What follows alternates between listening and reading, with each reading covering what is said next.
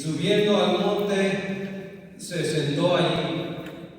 El Señor, en su peregrinar aquí en la tierra, Él siempre andaba buscando a las almas perdidas. Y esta serie de milagros que el Señor hacía tenían un propósito para las personas. No crea usted que el Señor simplemente hacía los milagros por una rutina o simplemente por un capricho. Dios no trabaja así. El Señor va a trabajar con un propósito para su persona y para mi persona. Entonces el Señor, cuando había llegado a este lugar, dice que se le acercó mucha gente que traía consigo y comienza a nombrar toda clase de enfermedades. Ahora pregunto yo, iglesia, ¿habrá algo imposible para Dios? No lo hay. Y por eso los enfermos, al ser sanados, la fama del Maestro comenzó a crecer, comenzó a extenderse hasta este lugar llamado Galilea de los Gentiles. Y comienzan a llegar estas multitudes y el Señor las atrae con su palabra y con su amor. El Señor te ha traído hoy aquí a su casa de oración, amén. El Señor te ha traído con un propósito. Él quiere que te llenes de Él y que te sacies. Porque si tú pruebas al Maestro, tú vas a querer anhelar y conocer más de Él. Y eso es lo que pasó en esta narrativa. Ahora, dice la palabra de Dios que estos enfermos recibieron sanidad, porque el Señor fue movido a misericordia, extendió su mano y los sanó, los ha curado a ellos. Pero hablábamos de un propósito, y ese propósito ya había sido dictaminado por Dios, porque en la profecía mesiánica que usted ha leído muchas veces, amado hermano, usted ha leído esas promesas que se extenderían, iban a tener un cumplimiento en la historia, de manera que aquel que desde esos momentos era estudioso comenzaba a escudriñar las Escrituras, aún el Antiguo Testamento, y comenzaba a subrayar aquellos acontecimientos que iban a tener un cumplimiento especial en algún momento de la historia. ¿Cuál sería? Pasó una generación, dio juicio por sus pecados. Comenzaban a esperar a aquel Mesías que iba a traer la redención.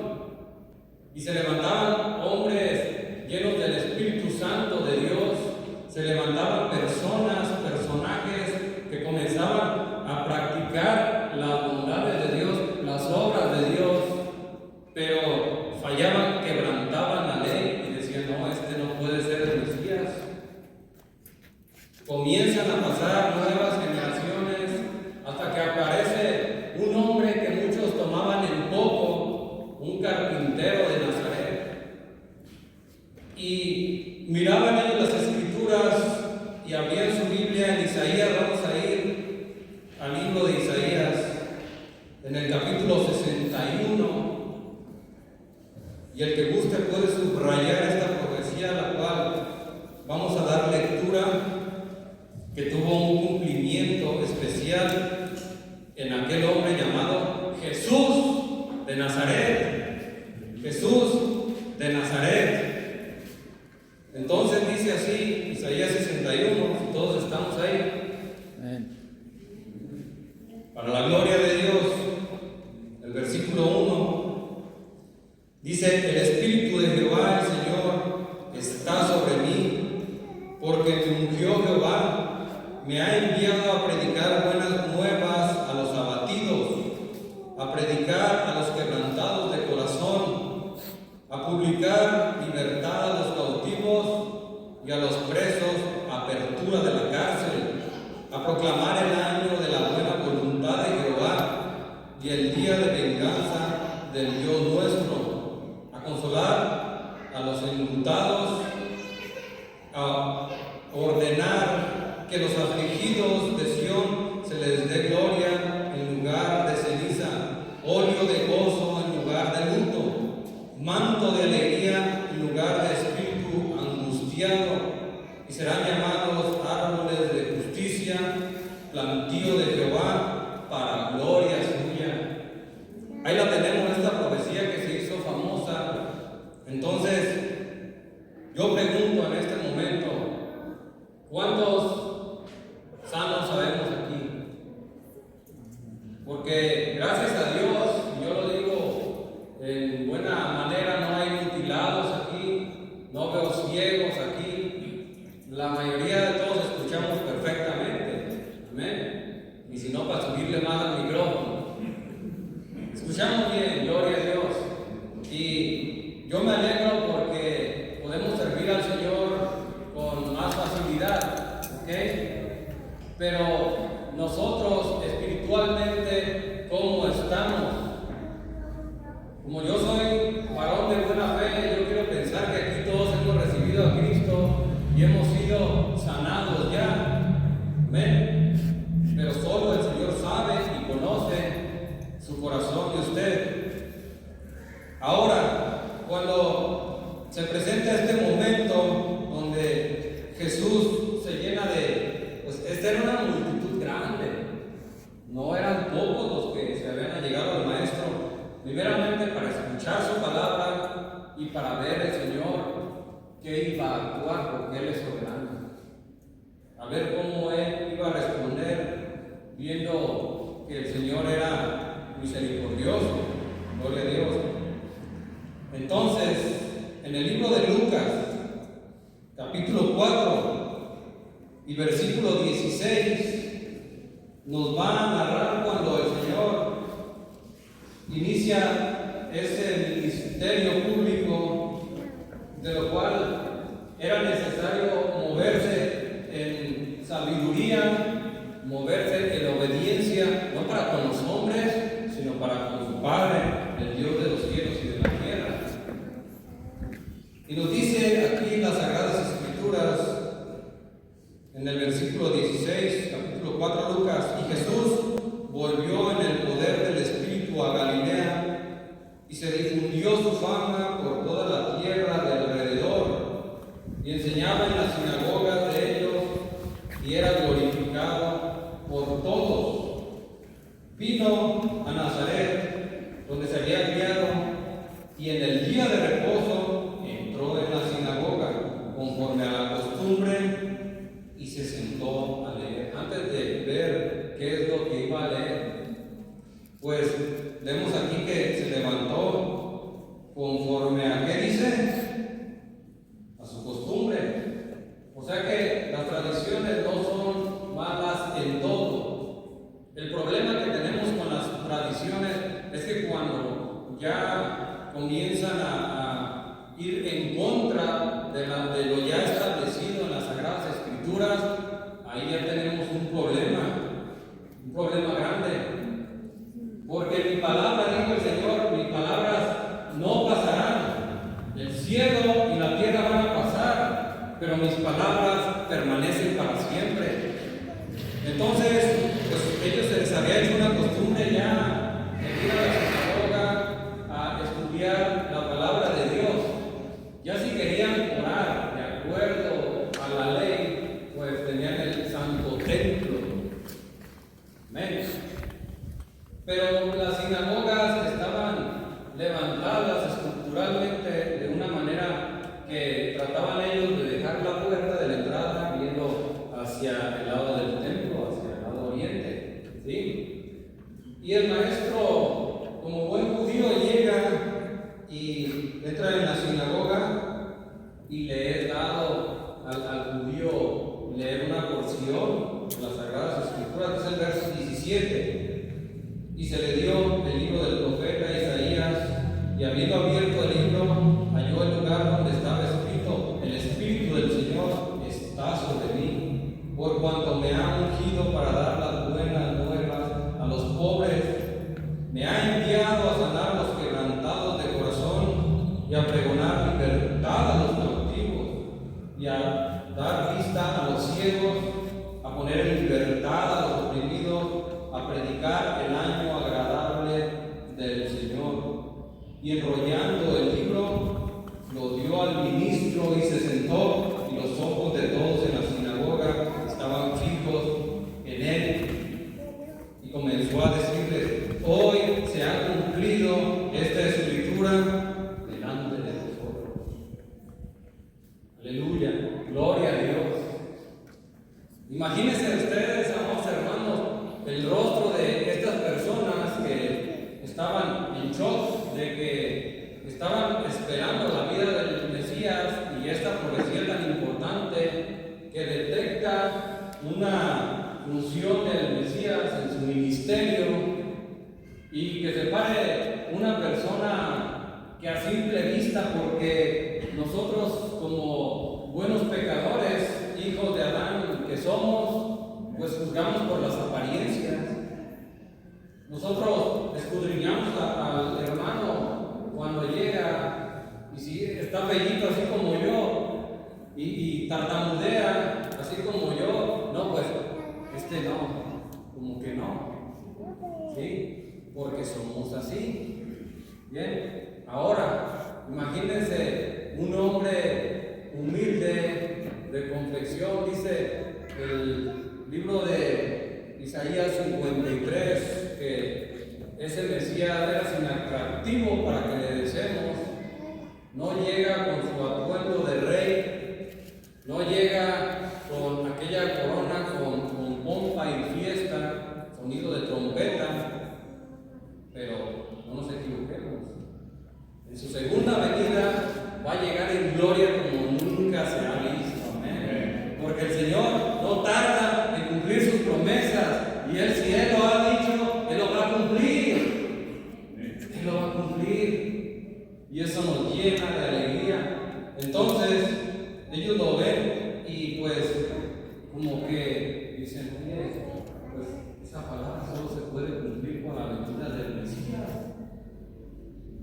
Dice la Escritura que quisieron arrojarlo al barranco, pero se les escapó, porque no era la hora de él. Ahora, cuando ya aparece Juan el Bautista por ser ejecutado, y estaba en su momento de prueba, en su momento de dolor, él estaba a punto de entregar el Espíritu, y como que le viene cierta duda a su vida, como le puede pasar a alguno de ustedes, y decir: oye, ¿verdaderamente habrá valido la pena todo el esfuerzo que yo he hecho? Aquellos libros que me devoraban en la madrugada estudiando, ¿de veras podrá tener algún fruto? ¿Podrá salir algo bueno de Nazaret?, decía Natán. Y Juan el Bautista no era la excepción, era un ser humano con pasiones y figura del primer Elías, que también pasó por una situación igual. ¿Se imagina usted, amado hermano? Entonces nos dice ahí en el mismo libro de Mateo, vete para atrás, sin quitar el dedo del renglón. Tenga la bondad de ir al capítulo 11, que dice, el verso 2: y al oír Juan en la cárcel los hechos de Cristo, le envió 2 de sus discípulos para preguntarle: ¿eres tú aquel que había de venir, o esperamos a otro? Aviéntese esa, amado hermano. ¿Cómo es posible que pasen este tipo de cosas? Somos vasos frágiles. Los hombres somos vasos frágiles, y dice la Biblia que las mujeres más. Amén. Dios bendiga a la sierva de Dios que están aquí con nosotros. Pero él era un humano, y yo escuché un día una frase que decía: no le digas al Señor cuán pequeño eres tú, dile al Señor cuán grande es Él. Era un hombre como nosotros, Juan el Bautista, pero tenía un Dios poderoso que no lo iba a dejar ahí. Amén. Entonces dice el versículo 4: respondiendo Jesús le dijo: id y haced saber a Juan las cosas que oís y veis.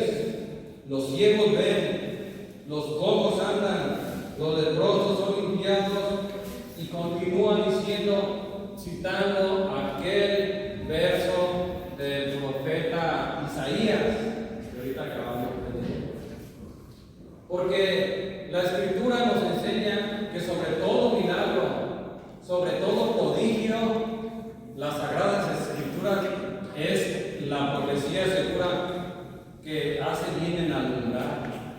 Esa es la que confirma quién es quién. Y confirmaba que Jesús era el Mesías. ¿Ok? Ahora, volviendo a Mateo, nuestra porción, capítulo 15, verso 32, porque el tiempo apremia, pero nos estamos gozando, amén. Gloria a Dios. Dice, y Jesús, llamando a sus discípulos, dijo: tengo compasión de esta gente, porque ya hace 3 días que están conmigo y no tienen qué comer, y enviarlos en ayunas no quiero, no sea que desmayen en el camino. Mire, amada iglesia, el grupo de hermanos que estaban ahí ha sido el seminario más fabuloso y fenomenal que ha existido sobre la faz de la tierra. Imagínense usted, si fue glorioso el retiro que tuvimos la semana pasada, nos venimos nosotros, nos vinimos llenos. Ahora imagínense tener un retiro con el maestro de 3 días, unos en ayuno, amén, otros gozosos. Yo pienso que yo no quisiera que se acabara, no, hermano. Yo quisiera seguirle todavía 2 semanas más, 1 año, pero sé que algún día tengo que estar toda la eternidad con mi Señor, amén. Y entender que a los pies de Cristo es el mejor lugar donde nosotros podemos estar. No es en eminencias, no es en un pedestal, ser reconocido, no, que reconozcan a Cristo, pero estar a sus pies de Él es lo mejor. Así como María, la hermana de Marta. Marta, Marta, afanada estás en tus quehaceres, todo bien limpiecito, todo bien ordenado, ni una basura, pero ¿cómo estás por dentro? Hoy el Señor me hace la pregunta a mí. ¿Te gozas en la palabra? Gloria a Dios. ¿Te gozas en los bienes materiales por encima de los espirituales? Ahí hay problemas. Y lo vamos a ver. El 33. Entonces sus discípulos le dijeron: ¿de dónde tenemos nosotros tantos panes en el desierto, Señor, para saciar a una multitud tan grande? Yo me imagino al pobre Pedro corriendo de un lado para otro, vuelto loco, como gallina despesuezada, los apóstoles buscando a ver dónde hay, qué les vamos a dar. Estamos en apuros, estamos perdidos. Y de repente voltean y miran al maestro.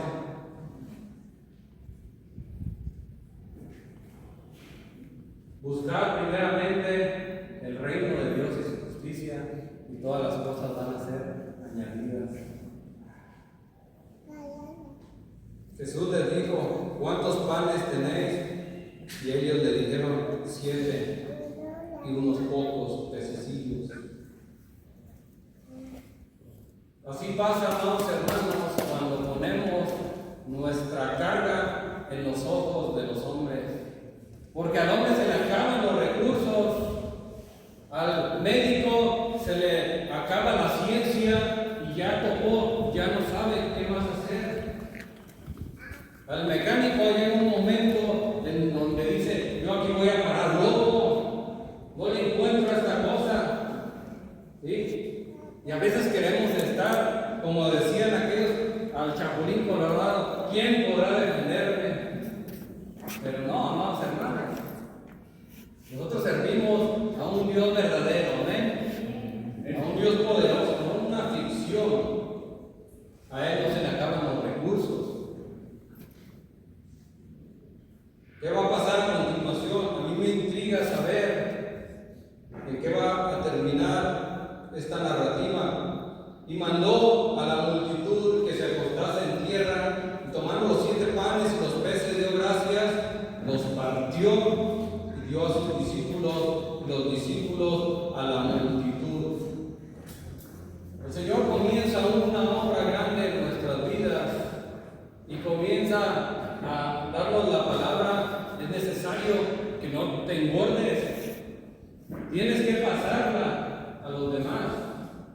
porque el Señor ya te dio la solución, nada más es seguir en ese camino, ni desviarse a diestra, ni desviarse a siniestra, porque uno de los títulos que exaltan al Señor en sus atributos es la palabra Jehová Jireh, que significa Jehová es el proveedor.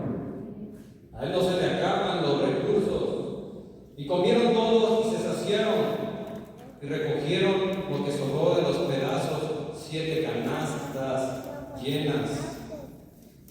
Ahora, aquí, amados hermanos, es donde nosotros tenemos que discernir que hay un alimento que es físico y hay un alimento que es especial, que es el espiritual. ¿Ok? Ahora, no está mal que nosotros tengamos que darle a nuestro cuerpo aquello que necesita para vivir. El Señor lo sabe, el Señor lo conoce. Él conoce que somos frágiles, somos débiles y que este tabernáculo terrenal pues tiene que ser cubierta sus necesidades.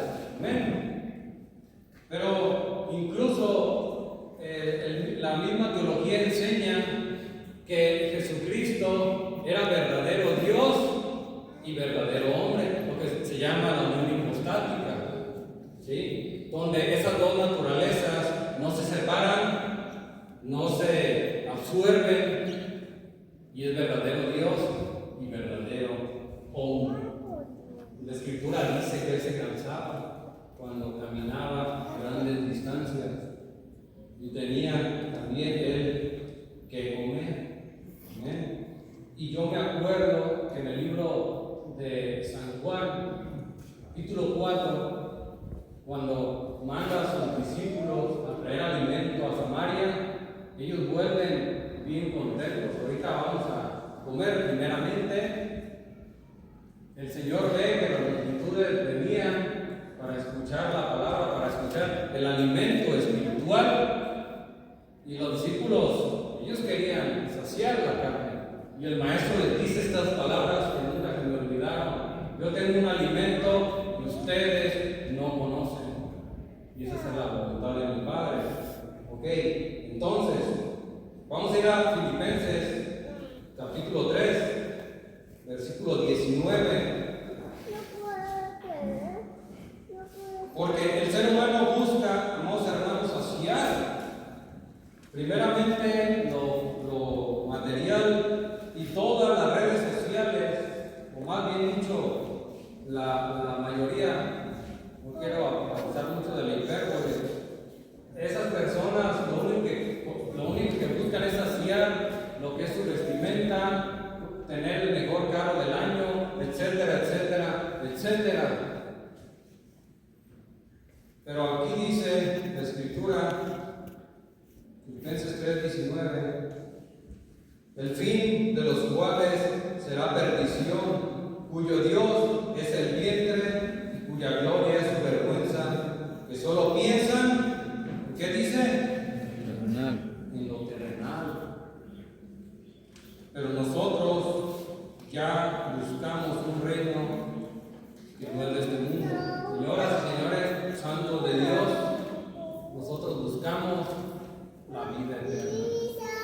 Y esa está solamente en Cristo Jesús. Ahora bien,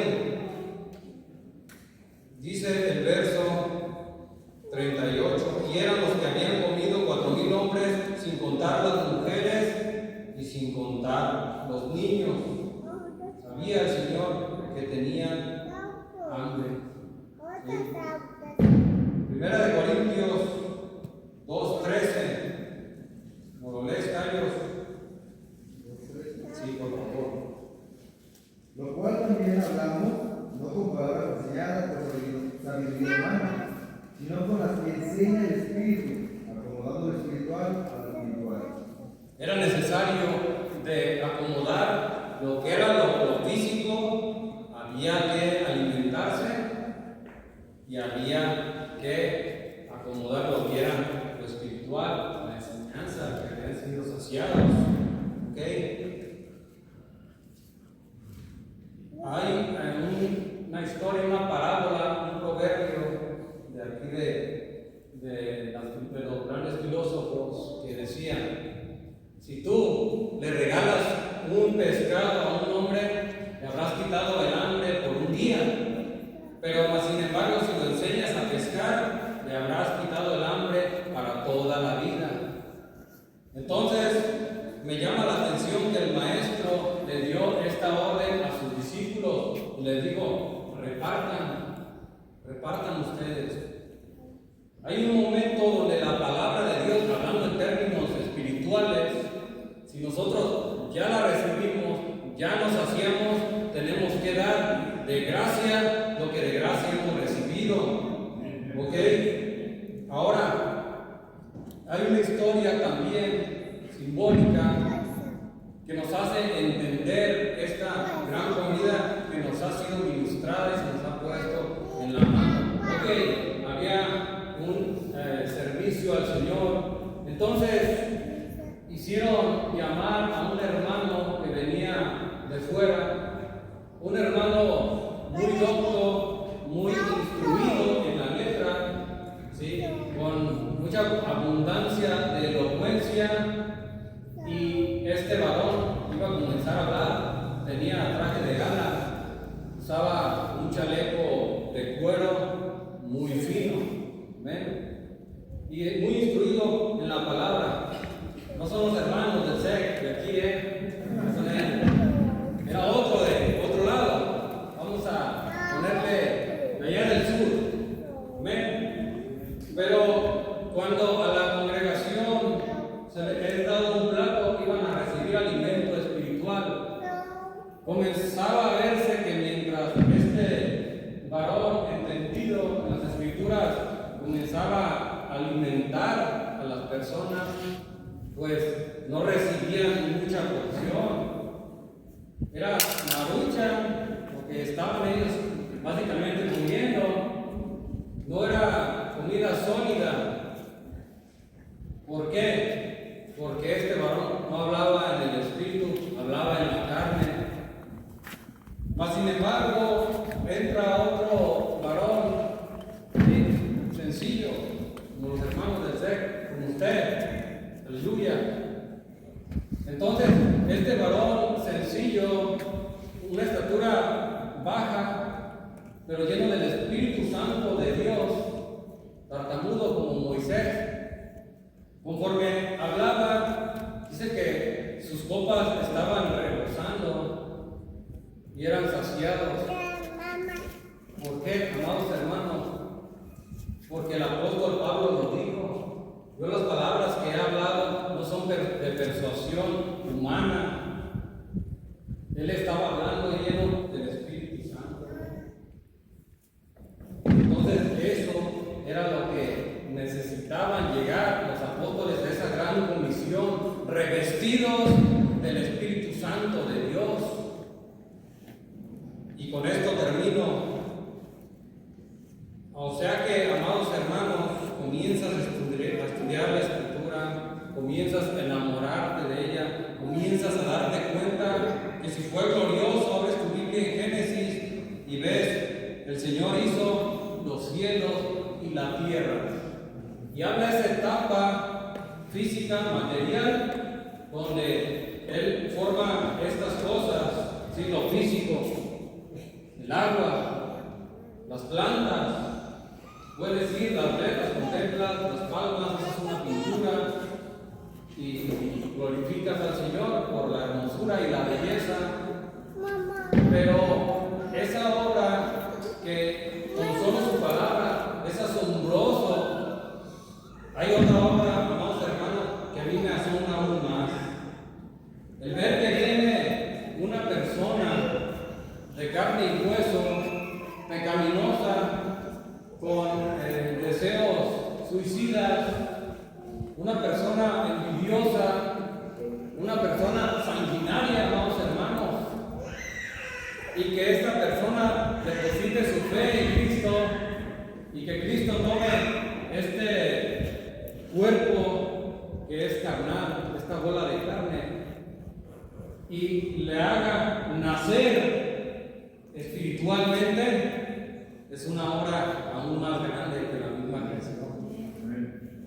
sea, el poder arreglar y rescatar aquello que se había perdido, eso es para glorificar al Señor. Amén. Pónganse sobre sus pies. Yo aquí voy a llegar con este mensaje, que fue corto, después lo vamos a orar. Padre Celestial, estamos delante de su presencia, Señor.